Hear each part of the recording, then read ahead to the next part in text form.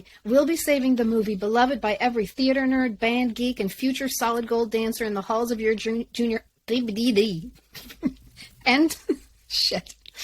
And today, we'll be saving the movie beloved by every theater nerd, band geek, and future solid gold dancer in the halls of your junior high school, making Irene Cara a household name, the 1980 musical drama Fame. I'm Carolyn. I'm Kristen. And I'm Michelle. And we are your pop culture preservationists. I totally forgot about that part. Like, I didn't You know what I want to do do sometime? You know what I want to do sometime this season is I want to go, I'm Carolyn. And Carolyn do, I'm Kristen, and you do, and I'm Michelle. I'm and Michelle. And then we'll stop and we'll go, we were pop- just seeing how many of you were, listening or something like that. That would be funny. Wouldn't that be funny? Because there are three of us, I bet people have, like, well, they certainly can identify us, but they probably identify with one person in particular, right? It would just throw them. Every person Or has, we could say after we did, we're like, how many of you did that just throw? Because they know our voices now. And if I said, I'm Carolyn, it would be really funny. What if we left it just to see if people would comment? That would be funny. Just leave it. I'm Carolyn. Okay, I'm going to go here. Okay. When Irene Cara died on November 25th, 2022, we looked at each other and said, our next episode is Fame. It was always on our list. Don't think it wasn't on the list. It was on the list. But like a lot of people, in that moment, you're sad and you're grateful and you're nostalgic and you need so badly to pay tribute, to roll around in the gifts that they gave us and proclaim that you loved this person. Mm-hmm. Yes, I had a unique feeling, which I realize happens when a celebrity that was part of my youth passes away. And so it's kind of like this haunting, bittersweet, kind of nostalgic feeling, but it's different than when another kind of celebrity would pass away. And I felt that way with Irene Cara, even though I hadn't seen the movie, which we'll talk about in a little bit, but the music and all of that just, it's like a part of my youth died too. Well, and I think different than when we've been losing so many of our people lately, right, you guys? And I think with Irene Cara, she was young. I mean, not to say that she was young.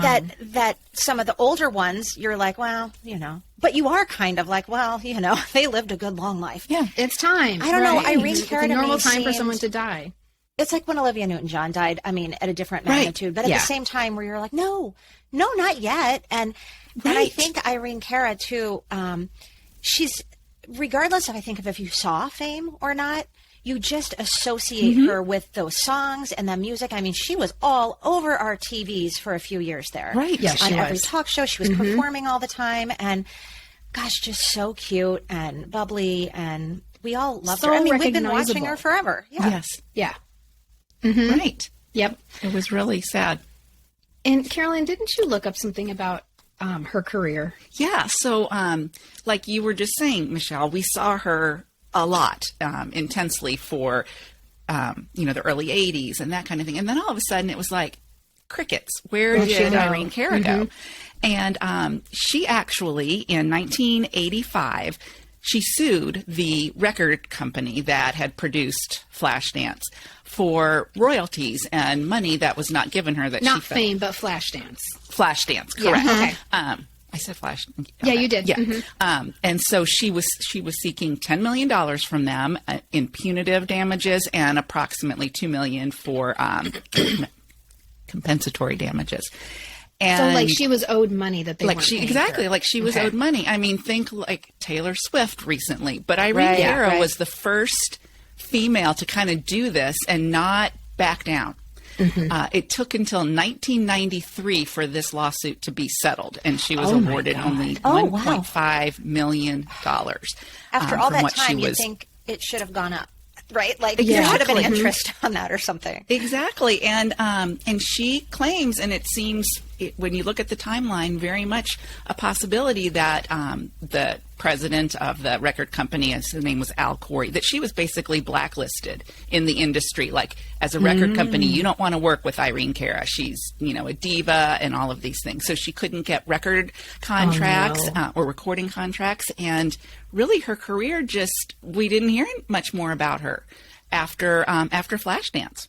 And that seems kind of textbook. Doesn't it? We know that about the entertainment industry, particularly about women. We don't hear much about men.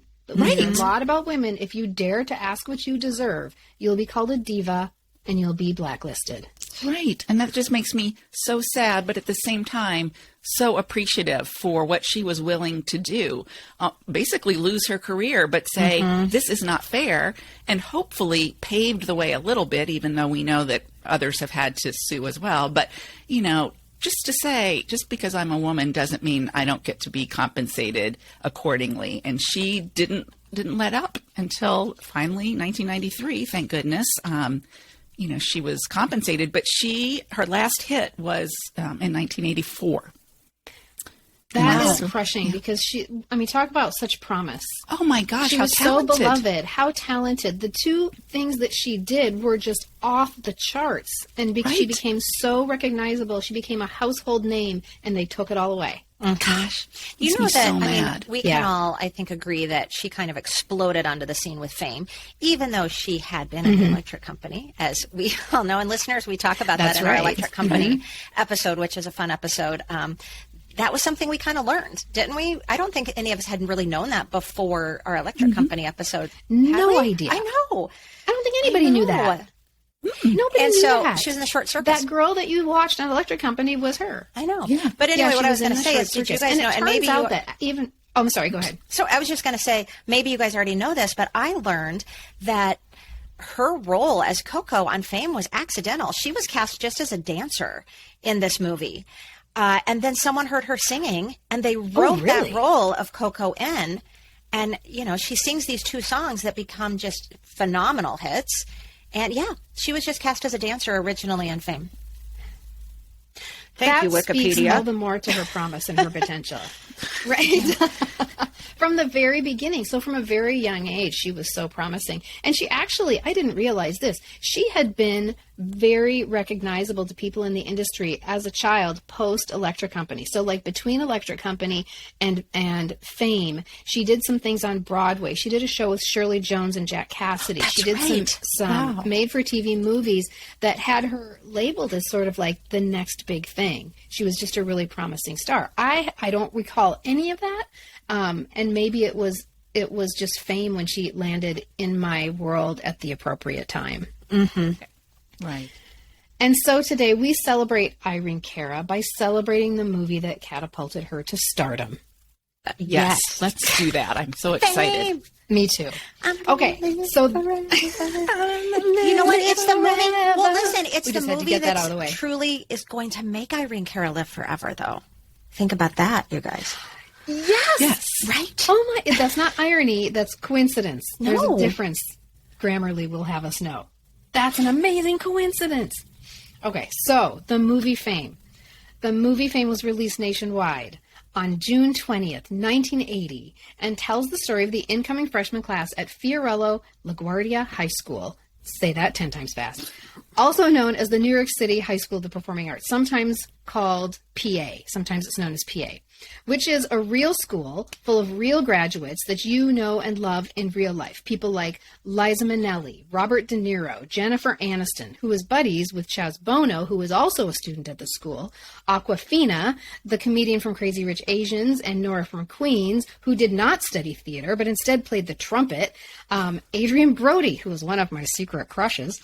Really? I know, I love him. It's the nose. I don't know what it is. The nose? It's like my girls have, like, that's how they feel about Adam Driver. Yes, and I have an Adam Driver thing, too. He's in the same category. Oh, good for you. I know. Someone's got to love him. No, that's right. Yep, he's mine. But also Al Pacino, Timothy Chalamet, who was there alongside Ansel Elgort. Actually, Timothy Chalamet almost didn't get in. Oh, my gosh. Really? Yeah. I know. Look at him, right? He's going to be, I mean, does he have an Oscar yet? He will soon. He will, yeah. How about Nicki Minaj, SNL's Michael Che, and Sarah Michelle Gellar, a.k.a. Buffy the Vampire Slayer, who nearly failed out of the school because she missed so many classes. But that was because she had a recurring role on All My Children as Kendall, Erica Kane's long-lost daughter. That's right, she did. Yeah. I would think that you could get an excused absence or something if you're actually like work-study program.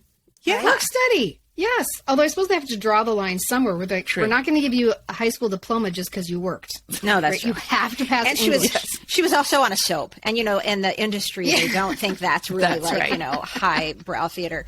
Well, did you guys know that Irene Cara actually went to a school like this as well in New York? She did not go to the New York City High School of Performing Arts, but she did attend the Professional Children's School in Manhattan. And she joins an esteemed list of alumni as well. Just a few are Yo-Yo Ma, Carrie Fisher, Phoebe Cates, Rita Moreno, Julia Stiles, the Van Pattens, both of them. All of them? All of them. What about Let's Dick? just say all of them. Christopher Walken, Buddy Rich, Vera Wang, because, at the Professional Children's School, it's music, fashion, dance, everything. So, the list was crazy. So she knows what she's doing when she's acting in this movie. And because Fiorello LaGuardia High School, I can't even say it. Pretend I didn't say that. Poor Fiorello. Fiorello. Where do you go? I go to Fiorello. Because this is a real school, the movie fame caused pain and anguish for millions of mediocre performers in junior high schools across the nation in places that are not New York City. Because why, oh why, must I be stuck in this boring educational prison in the middle of America where they don't recognize my burgeoning talent? It's so true. Kristen, you sound like you speak from experience. I don't know. I've just heard from people that they may have felt that way. Well, People exactly. like, my gifts will be suffocated here. I know. At Minnesota.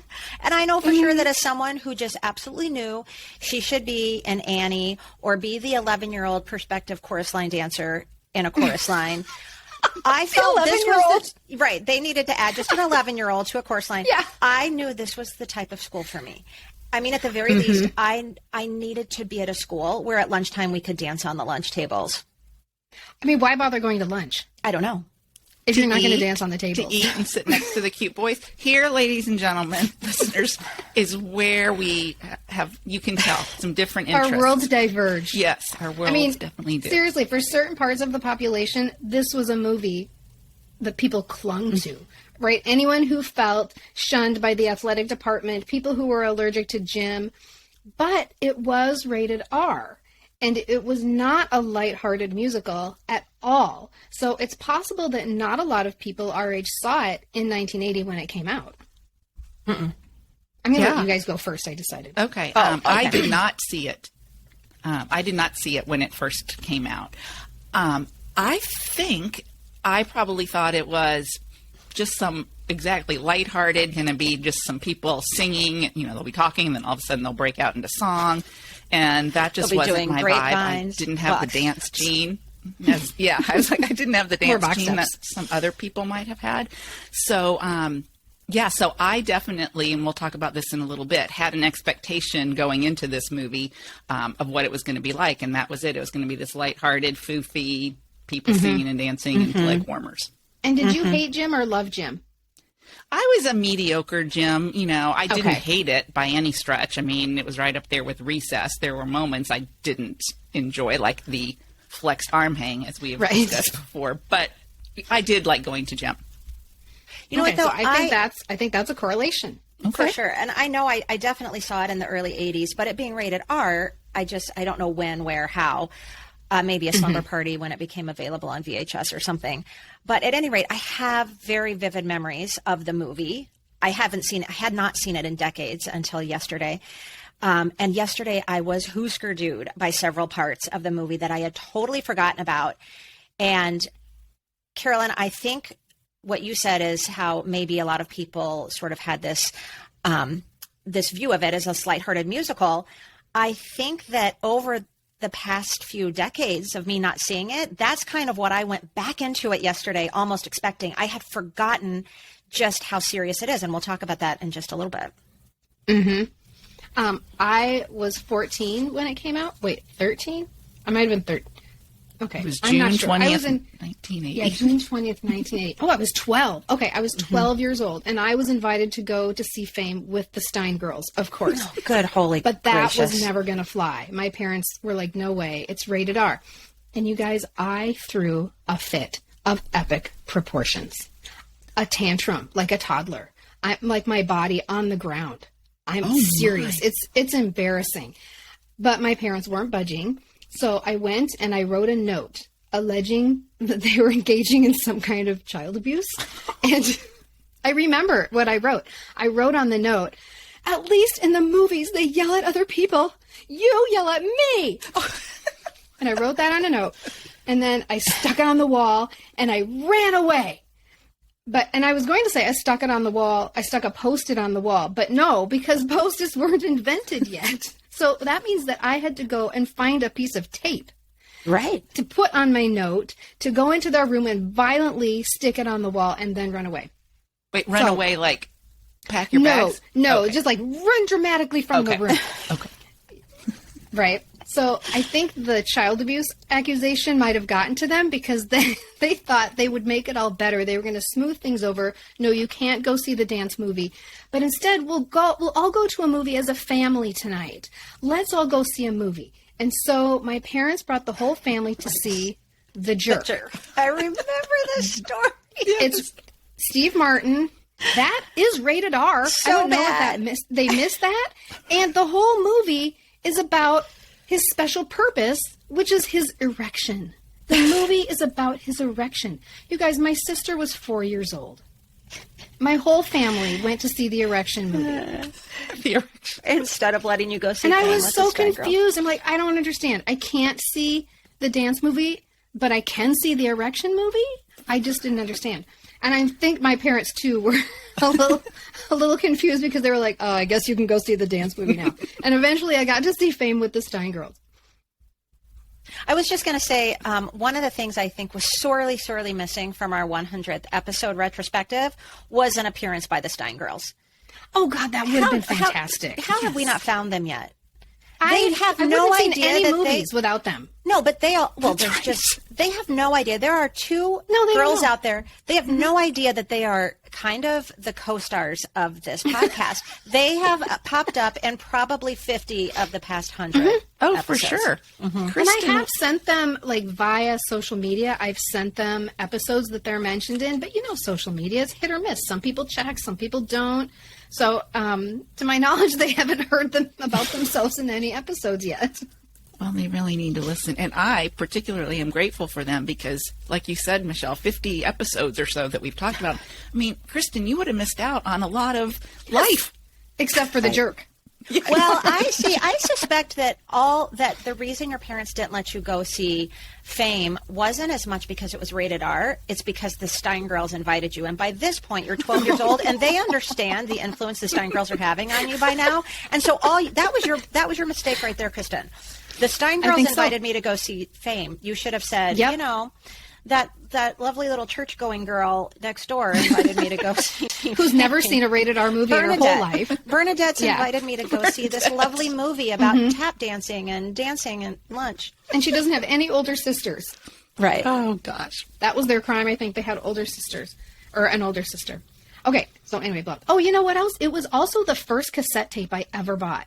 Aw. This was my transition from vinyl into cassette. I had a $5 bill from Grammy, and I was at Great American Music, and I bought the cassette tape to Fame. My very first tape. It's a great I love soundtrack. that. Such a good soundtrack. Yeah, oh, totally. I wore that Great. thing out. Oh my God, I wore that thing out. And so, speaking of which, even if you didn't see the movie, you remember the movie's title song, also called Fame, sung by the dearly departed Irene Cara, because the song was a huge hit. It won an Oscar for Best Song. Among other things, Irene Cara was nominated for Best New Artist, and it was also the very first performance ever on the debut episode of Solid Gold. Wow. She looked so amazing. Remember when we did our Solid Gold episode and we all so rewatched cute. that first episode and we couldn't stop talking about her outfit. You guys go back, The leotard listeners, go over back the and watch pants. that. Yeah. Go Yeah. back and watch that. You can find it on YouTube. Solid She's Gold fantastic. and Fame. So the musical director for the movie, his name is Michael Gore, and he is the brother of someone you might know. He Al. is the brother of Yeah, I was gonna say, who? not Al. Al. Al Gore. Well, it depends. Who would you rather be brothers with? Al Gore Or Leslie Gore.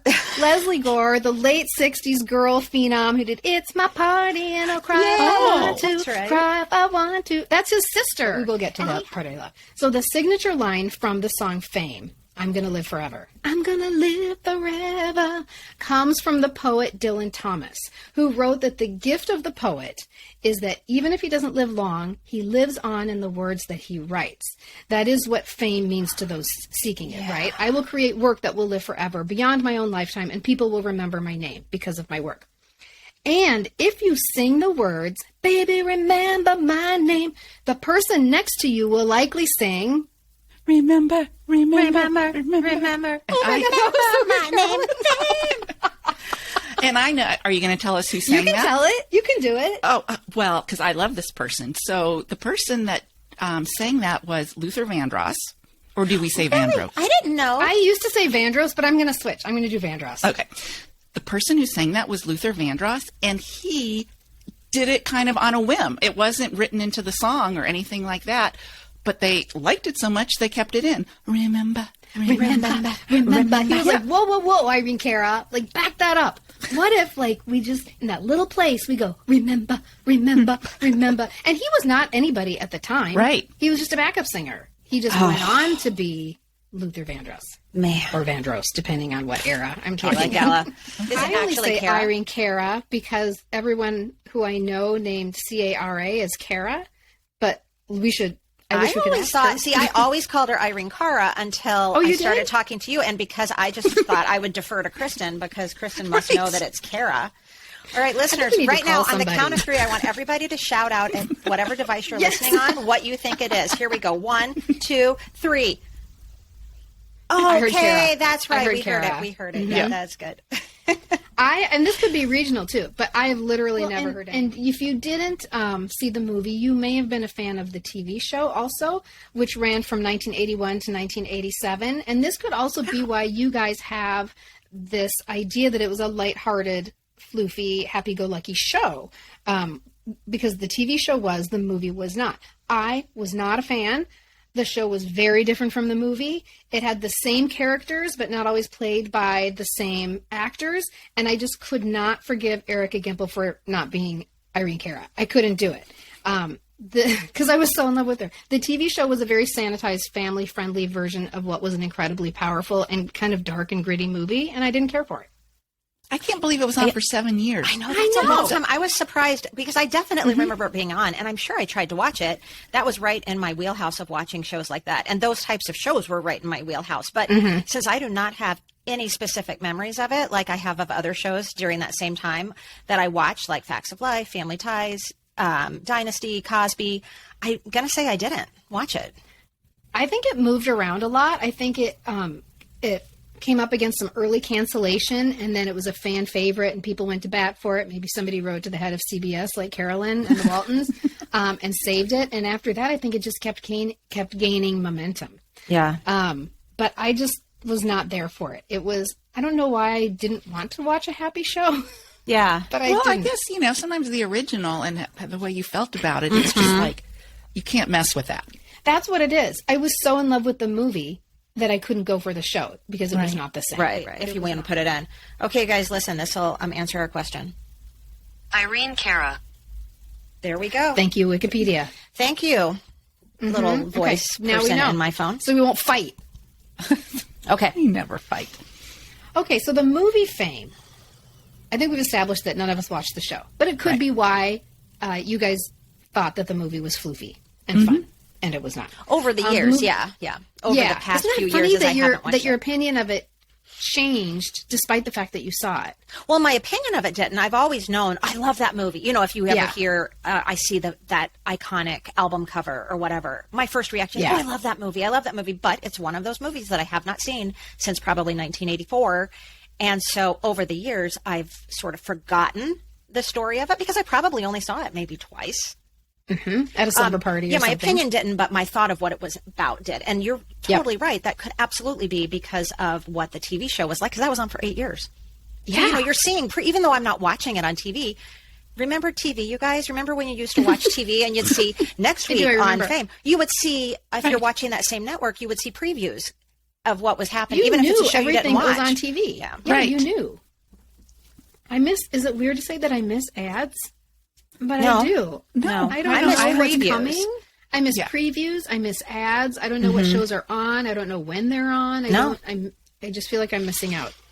I know that makes me like a grandma, but whatever.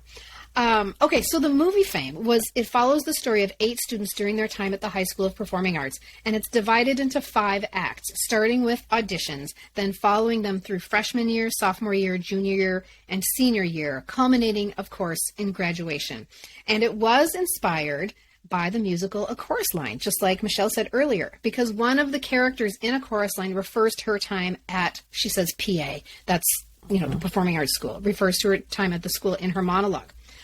In Chorus Line, if you haven't seen it, it was about a group of dancers auditioning for the chorus line of a Broadway show. So it's sort of like a prequel to the show that you're going to go see. And the producer thought, well, what if we did a pre-prequel where you see what happens before the chorus line auditions? Mm-hmm. Especially because high school is a very formative time. There can be a lot of stories happening when people are, becoming people. They're becoming adults. They're becoming performers. So this was where the inspiration for Fame came from. Now, Fame was not the original title of the script. Did you guys find what the original title was? No. You're going to love this. The movie was originally called Hot Lunch. But when they were in pre-production, Hot Lunch, they saw a movie marquee with a porn movie on it called Hot Lunch. And they were informed that hot lunch was actually New York slang for oral sex. Oh my. Yeah, so they're like, oopsie. That's not Looking gonna for work. some hot lunch, baby, this evening. I need hot lunch, baby, tonight. I'm sorry, but you have to go there. That's just now that I don't know that I'll ever listen to that song in the same way. Thanks, Kristen. Oh, yikes. I'm here for you all. So, obviously they couldn't keep that. That wasn't going to work. So they had to get a new name. And here are just they landed on Fame, but here were some of the things that they considered. Neon Dreams. No. Break a Leg. No. Spotlight. I could see that. It's better, but it's not great. Oh, no. Shooting Stars.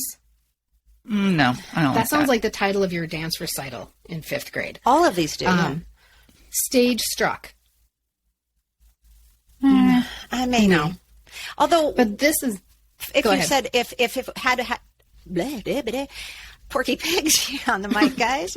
If it had been called Stage Struck, and that's what we knew it as, and we were having this conversation, and you said they thought about calling it Fame, we would probably like, go, it's all just Stage because it's Struck, I'm gonna live forever. It works. I guess it works. But there's another one. I don't know if it's one or two. I don't know if this is one name or if this is 2 different ones. And this is just so bad. Pizzazz and Razzle Dazzle. Oh, God. Oh, Talk about the name of your recital from I know, 3rd grade. right? Yeah. So I don't know if it's like one name was Pizzazz and the other was Razzle Dazzle, or if it was called Pizzazz and Razzle Dazzle, which was just bad, all around bad. But to me, part of the what makes that movie so iconic is that title, is the 4 letters, 1 syllable on that album. I mean, razzle dazzle, whatever, hokey pokey, whatever you just said. It has to be like, It does. It has to be that quick 1 syllable, cool font. I mean, I can close my eyes and picture, picture that word.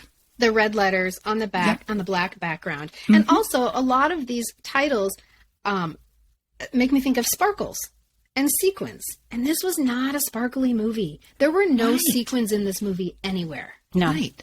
No, even in Chorus Line is also a really gritty performance, but you have to wait till the very, very, very, very end to get the sparkles. You get the sequins in the very last. Shot on location in New York City in the summer of 1979, but not at the actual High School of the Performing Arts, because apparently the New York Board of Ed disapproved of the script. They said it's too dark, it's too gritty, it's full of profanity and sexual content and depictions of drug use, and they blocked the filmmakers from shooting on the actual school grounds. And so instead the producers found some abandoned school buildings somewhere in the city of New York, and they started filming there instead. but it's not a happy-go-lucky film. It's not sequence. No, Right. it's a little bit misleading when you see the iconic scenes, because they always show these scenes to promote the movie, the lunchroom scene, the street dancing scenes. Because watching it through my current lens yesterday, I think the seriousness and the struggles and the personal growth stories are what make this movie so real. And contrary to popular belief, these performing arts schools are not all kids doing impromptu performances on lunch tables and walking around in costumes. It's Right. intense, and it takes a It's special very kind of intense. fortitude to endure the pressure and the competition. And I know this because my daughter went through the national audition experience for BFA musical theater programs her senior year of high school. And she spent the first part of her freshman year of college at a select performing arts college until COVID changed her path. And it was not like that, you guys, and it was not easy. It was often cruel and grueling, all of it. And it took a huge toll on her mentally. So this movie is very real. Like, you know, it's dark and dramatic, but it's real life. And now watching it through this lens, I really appreciated that. Isn't that interesting? So the thing that people are objecting to, you're saying, this is what I appreciated. And I agree with you. I wanted to know the real picture. I wanted to know people who were real and not shiny and good. It's Right. not pizzazz and razzles, it's fame. It's what these kids are going through to have fame, to live forever, to have their names live forever. And it's not sequins and dancing on lunch tables and kind of all the comic things you see, like them walking around in Romeo and Juliet costumes down the hall or whatever.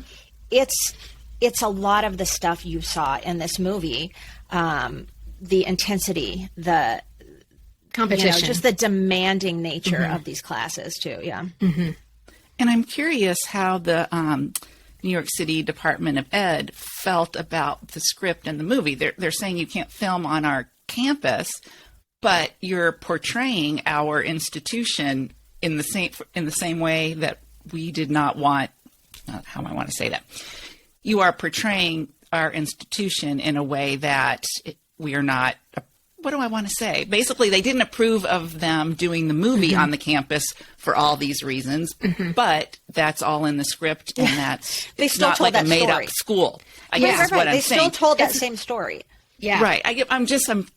I'm curious as to what the New York Department of Ed thought about the film after it was complete and how it reflected on the performing arts school. Well, and they One threw question, and you can cut this. Did you say they found an abandoned school to film it in? Like Yes. an old school? Yeah, you could kind of tell. Yep. Watching it again, I was sort of like, oh, yikes, that lunchroom looks like it should be condemned. And yet, at the same time, this is an interesting thing. Yes, the building in the movie is very old and decrepit and not well maintained, and yet I get really warm fuzzies from that, because in the places where you take dance classes, where you have to climb creaky stairs and you have something that's old and just sort of reeking of other people's sweat, that's a familiar place for me. And when I walk into a nice, shiny, new, state-of-the-art dance studio, I'm almost pissed off.